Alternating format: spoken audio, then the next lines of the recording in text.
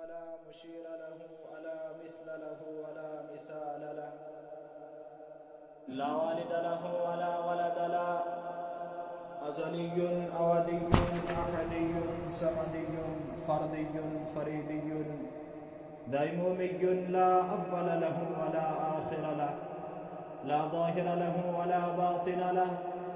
ثم نشهد أن لا إله إلا الله وحده لا شريك له، ونشهد أن سيدنا وسندنا سيد ساداتنا سيد عباداتنا شفيعنا كريمنا محبوبنا محبوب ربنا طبيبنا طبيب قلوبنا طبيب عيوبنا طبيب أجسادنا طبيب أرواحنا مرشدنا مخدومنا ملجانا ماوانا قاعدنا قدوتنا أعلانا أولانا مولانا محمدا عبده ورسوله.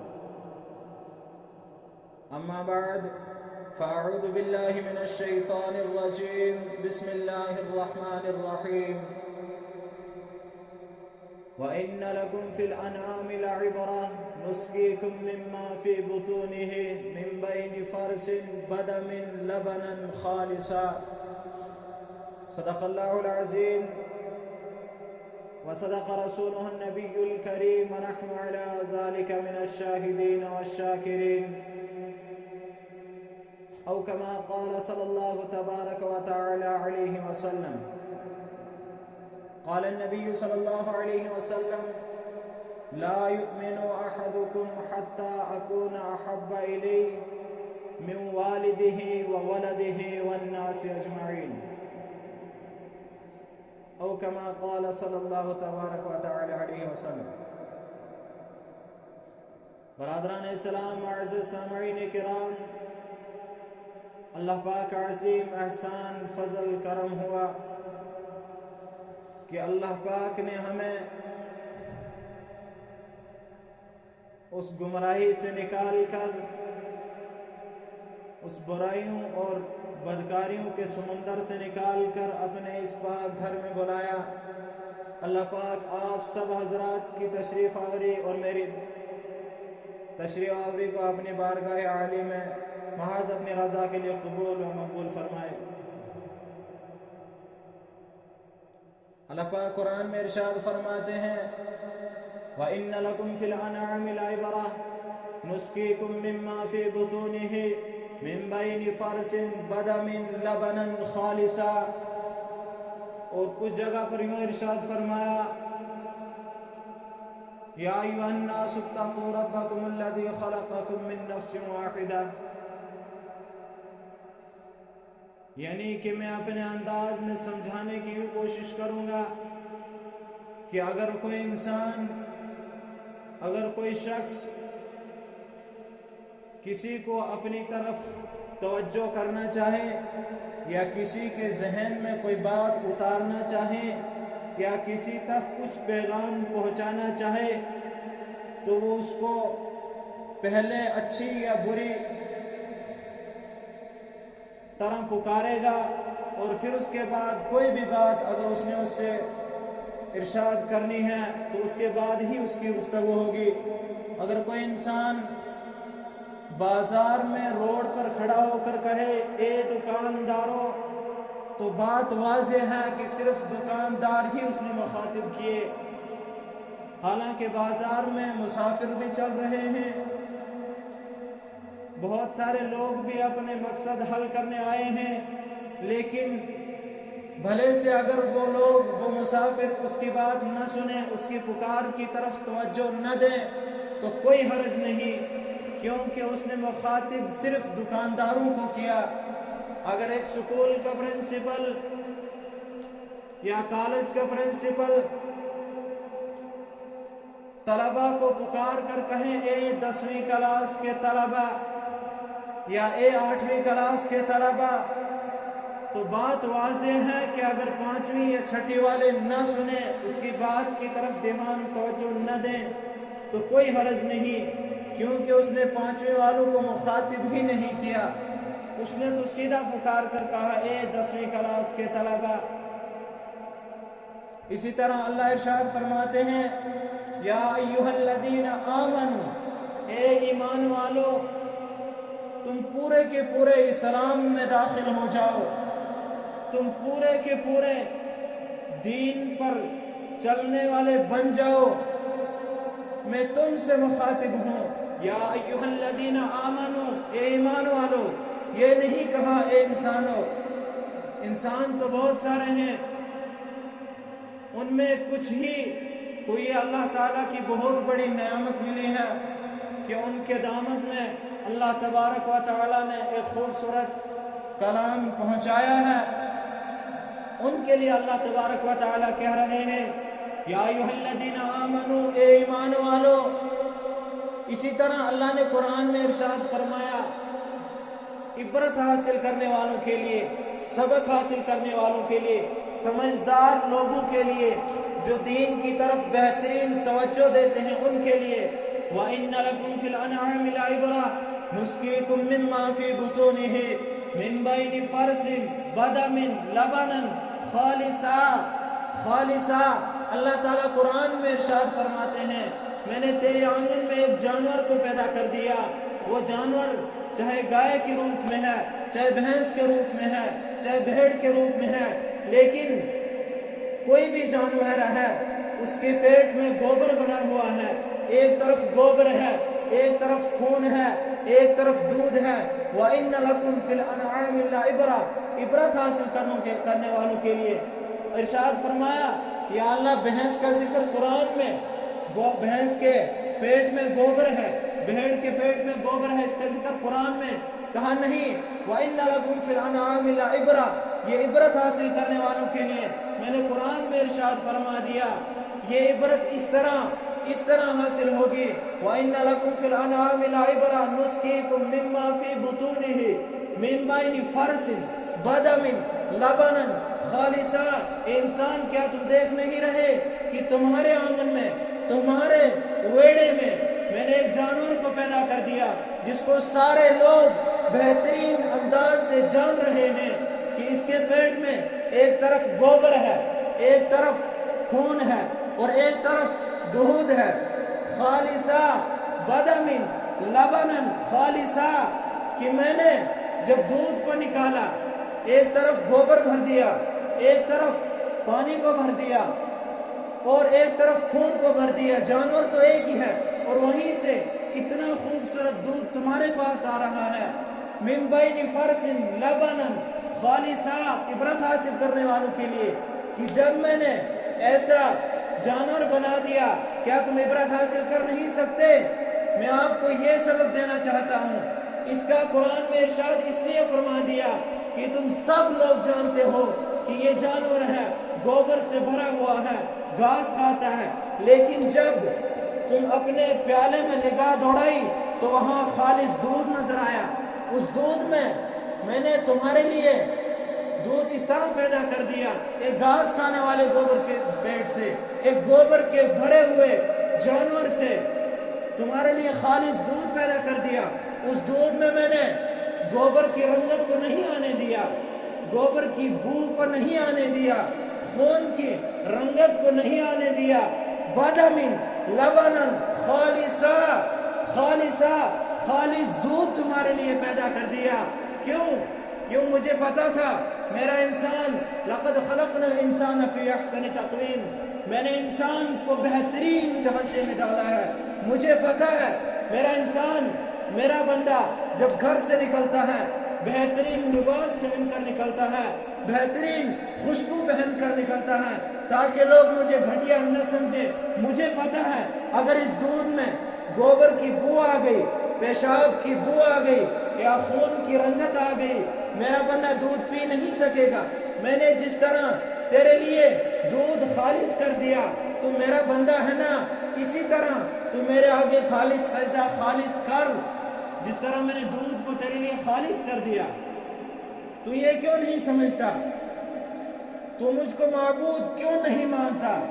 ارشاد فرمائے اللہ اسلام میں جب آ گئے، اسلام میں مکمل طور پر قدم رکھ لیا، اسلام کی بنیاد کی ابتدا ہم نے کر لی، اب اسلام سکھاتا کیا ہے؟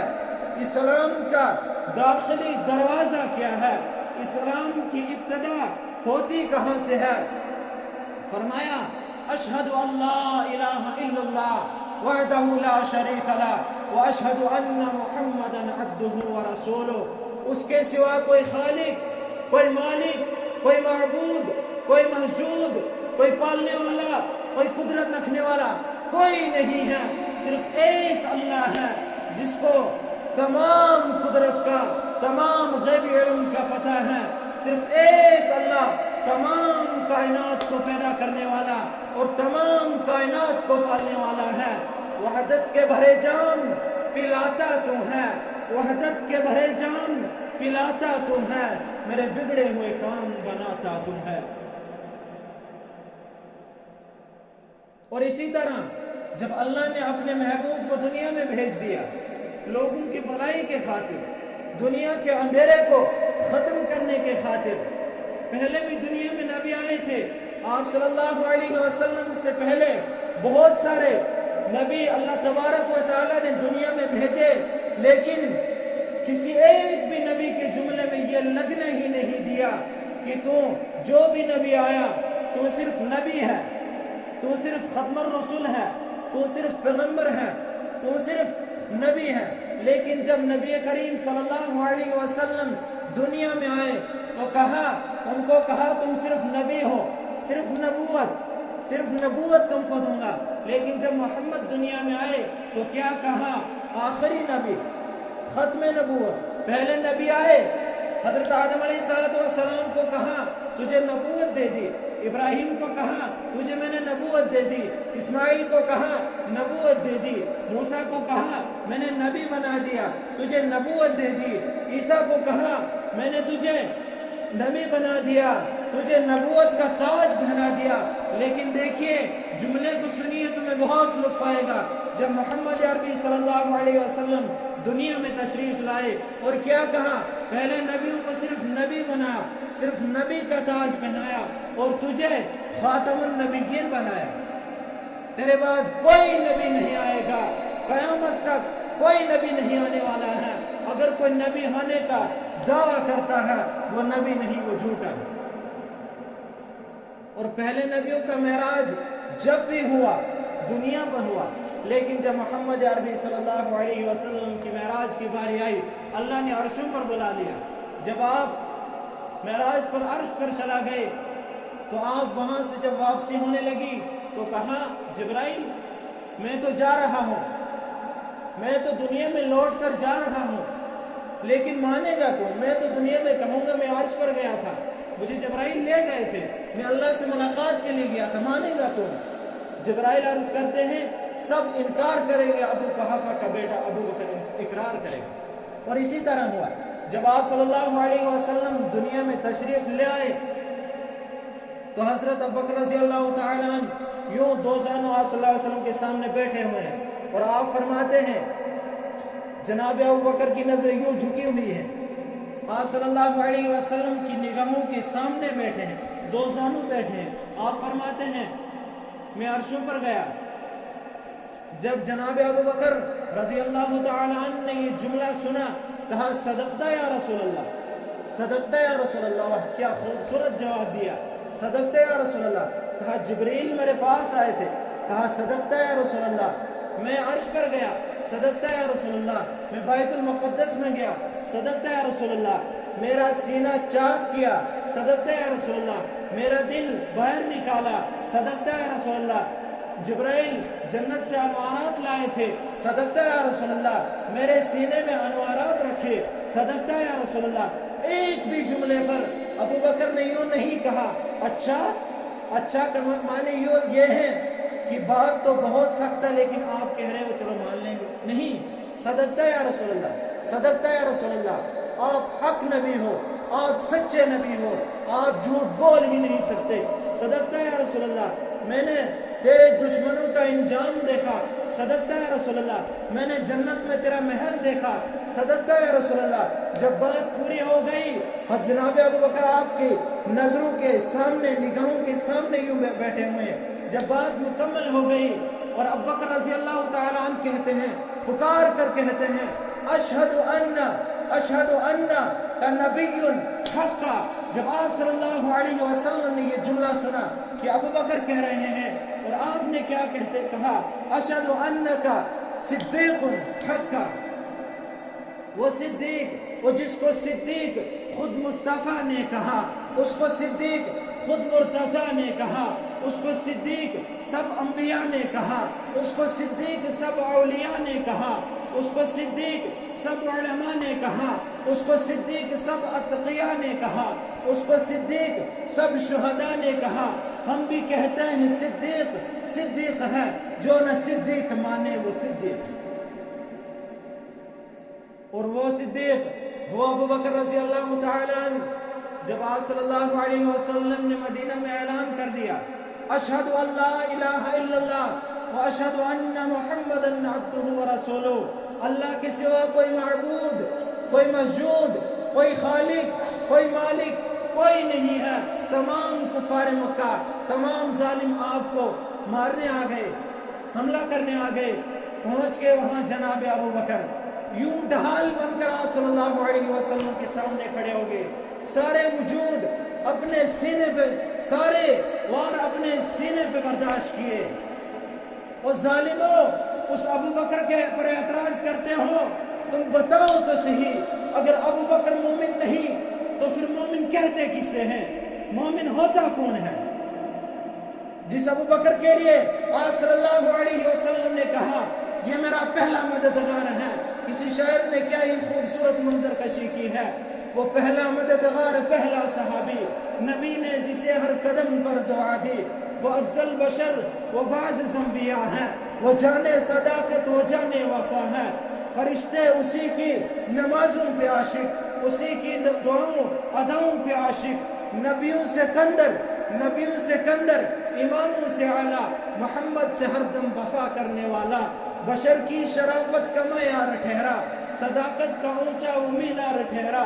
وہ چلتا ہوا ایک باب حرم تھا، وہ سارے کا سارا تھا قرآن جیسا.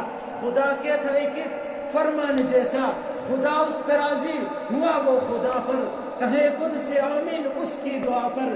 وہی ثانی اسمین کا ہے مخاطب، اسی کے لیے ہیں بڑے سب مراتب. جھکاتا تھا نظریں عمر اس کے آگے، کھڑا ہو کے شہر و سحر اس کے آگے.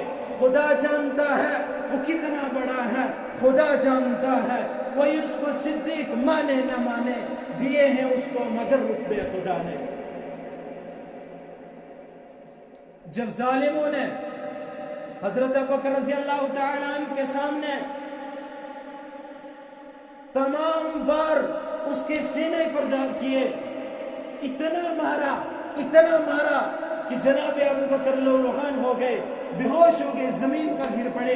آپ صلی اللہ علیہ وسلم کو چھوڑ دیا، ابو بکر کو پکڑ لیا، اتنا مارا کہ لہوحان ہو گئے، زمین پر گر گئے. جب جناب ابو بکر رضی اللہ تعالیٰ عنہ کے والد نے ان کو اٹھایا اور اپنے گھر پہ لے گئے. یوں جب گھر پہ لے گئے تو یوں ماں دودھ کا پیالہ لے کے سامنے کھڑی ہے، باپ شہد کا پیالہ لے کے سامنے کھڑا ہے، بھائی بہن رشتہ دار آ کے پاؤں میں مالش کر رہے ہیں، تیل لگا رہے ہیں. جو ہی ابو بکر کو ہوش آئی، وہاں جب اللہ تبارک و تعالیٰ نے حضرت ابراہیم علیہ السلام کا امتحان لیا، اس کا اتنا سختی سے امتحان لیا کہ آپ صلی اللہ علیہ وسلم کہتے ہیں لو کنتم متخذا خلیلا سوى اللہ لاتخذتم ابا بکر خلیلا. میں اگر دنیا میں اپنے خلیل ہونے کا دعویٰ کروں تو وہ ابو بکر ہے. یہاں ابو بکر کو آپ صلی اللہ علیہ وسلم نے اپنا خلیفہ بنایا، خلیل بنایا، اور وہاں ابراہیم کو اللہ نے اپنا دوست بنایا، اپنا خلیل بنایا. ابراہیم نے کہا میں خلیل ہوں اللہ کا، میں اللہ کا دوست ہوں، میں نے جان اللہ کے راہ میں قربان کر دیا، آگ کے حوالے کر دی، اپنے اولاد کو اللہ کے لیے وقف کر دیا، اسماعیل کو چھری کے نیچے لٹایا. اور یہاں بکر کیا کہتے ہیں میں خلیل محمد کا ہوں. وہاں ابراہیم کو کہا میں خلیل، ابراہیم نے کہا میں خلیل اللہ کا ہوں، میں نے اولاد اللہ کی راہ میں لٹائی ہے. اسماعیل کو چھری کے نیچے لٹایا. لیکن کس طرح کہ جب حضرت ابراہیم علیہ السلام کو آگ میں ڈالنے لگے، ظالموں نے ایک پروپیگنڈا تیار کیا، ایک ایک مشورہ کیا، آگ جلائی جس کے شعلے میل ہمیل آسمان تک بھڑک رہے ہیں. کہا اب اس کو آگ میں ڈالنے کے لیے کوئی طریقہ تو ہے ہی نہیں، اگر نزدیک جائیں تو کچھ جل جاتے ہیں، اگر دور سے پھینکیں تو آگ کے درمیان میں نہیں پہنچیں گے. کہا کیا کریں؟ شیطان نے ایک پروپیگنڈا بنا کے دیا، ایک جھولا تیار کیا جائے، ایک بھگوڑا تیار کیا جائے جس میں حضرت ابراہیم کو بٹھایا جائے اور اس کو دھکا دیا جائے تاکہ آگ کے درمیان میں جا کر پڑے. جب ابراہیم کے لیے ایک بھگوڑا تیار کیا گیا، ایک جھولا بنایا گیا، پگڑی اتار دی جناب ابراہیم کی، کپڑے اتار دیے جناب ابراہیم کے، بھگوڑے میں بٹھا دیا. یوں بھگوڑا شباب پر ہے، جھولا نو شباب پر ہے، ہل رہا ہے، آگ میں جانے کے لیے کم ہی وقت بچا ہے. آگے جناب حضرت جبرائیل علیہ السلام کہا السلام علیکم ورحمۃ اللہ وبرکاتہ. فرمایا علیکم السلام. کون؟ کہا میں جبرائیل. کیا چاہتے ہو؟ فرمایا آپ کو آگ میں ڈالنے لگے. پھر آپ اگر چاہیں تو میں آپ کو اپنے پروں پر اٹھا کر ظالم حکم پر لے ماروں. لیکن حضرت ابراہیم علیہ السلام خاموش چپ بیٹھے ہیں. اسی طرح جناب آ گئے جناب میکائیل علیہ السلام، کہتے ہیں السلام علیکم ورحمۃ اللہ. کہا کون؟ میں میکائیل. کیوں آئے ہو؟ آپ کو آگ میں ڈالنے لگے. پھر آپ حکم دیں میں می برسا کر آگ کو ٹھنڈی کر دوں. آپ چپ ہیں، خاموش بیٹھے ہیں. جواب جناب ابراہیم علیہ السلام نے فرمایا تم ایک بات بتاؤ مجھے، کیا تم خود آئے ہو یا اللہ نے بھیجا ہے؟ کہا آئے تو خود ہیں لیکن اللہ سے پوچھ کر آئے ہیں. کہا نہیں، پیچھے ہٹ جاؤ، پیچھے ہٹ جاؤ. آج میں جانوں یا رب جانے، آج آگ میں جانے والا ابراہیم خلیل جانے یا اس کو بچانے والا رب جلیل جانے. وہاں ابراہیم نے دعویٰ کیا میں اللہ کا خلیل ہوں، اللہ کا دوست ہوں. یہاں بکر کہتے ہیں میں محمد کا دوست ہوں. وہ پہلا مددگار کہہ رہا ہے. اور جب لولوہان ہونے کے بعد ہوش آئی، ماں دودھ کا پیالہ لے کے کھڑی ہے، باپ شہد کا پیالہ لے کر کھڑا ہے. میرے ابو بکر کو جو ہی ہوش آئے گی میں شہد چٹاؤں گا. ماں کہتی ہے میرے بیٹے کو جو ہی ہوش آئے میں دودھ کی گھونٹ پلاؤں گی. لیکن جو ہی جناب ابو بکر رضی اللہ تعالیٰ عنہ کو ہوش آئی اور پہلا جملہ کیا کہتے ہیں؟ ماں تم پیچھے ہٹ جاؤ، ابا تم پیچھے ہٹ جاؤ، میرے رشتہ داروں تم پیچھے ہٹ جاؤ. وہاں ابراہیم نے کیا کہا؟ میں اللہ کا دوست ہوں. فرشتے تم پیچھے ہٹ جاؤ. آج آگ میں جانے والا ابراہیم خلیل جانے یا اس کو بچانے والا رب جلیل جانے. یہاں ابو بکر رضی اللہ تعالیٰ عنہ کیا کہتے ہیں؟ ماں تم پیچھے ہٹ جاؤ، باپ تم پیچھے ہٹ جاؤ، رشتہ داروں تم پیچھے ہٹ جاؤ، مجھے محمد کے پاس جانے دو. پہلی ملاقات کیا ہونی چاہیے تھی؟ میں مشکل سے لوٹا ہوں، اپنی باپ سے ملاقات کروں گا، جس ماں نے مجھے جنم دیا اس ماں سے ملاقات کروں گا. لیکن نہیں. اس لیے تو آپ صلی اللہ علیہ وسلم نے کہا لو کنتم متخذا خلیلا سوى اللہ لاتخذتم ابا بکر خلیلا. اگر میں دنیا میں اپنے خلیل ہونے کا دعویٰ کروں تو وہ ابو بکر ہے. تم سارے پیچھے ہٹ جاؤ، مجھے میرے محمد سے ملنے دو. اسی طرح اللہ تبارک و تعالی کیا بہترین انداز سے امتحان لیتے ہیں. اس اللہ کے سوا کوئی خالق، کوئی مالک، کوئی مسجود کوئی نہیں، کوئی بھی نہیں. اس اللہ کی تعریف کیا آپ کے سامنے بیان کروں؟ وہ کون سے جملے آپ کے سامنے بیان کروں کہ جو اللہ کی خوبیاں بیان کریں؟ کسی شاعر نے کم ہی اشعار پیش کیے ہیں. میرے الفاظ گونگے ہیں کروں تعریف کیا اس کی، میرے الفاظ گونگے ہیں کروں تعریف کیا اس کی. مردہ خاک ہڈیوں کو زندہ صورت اٹھاتا ہے.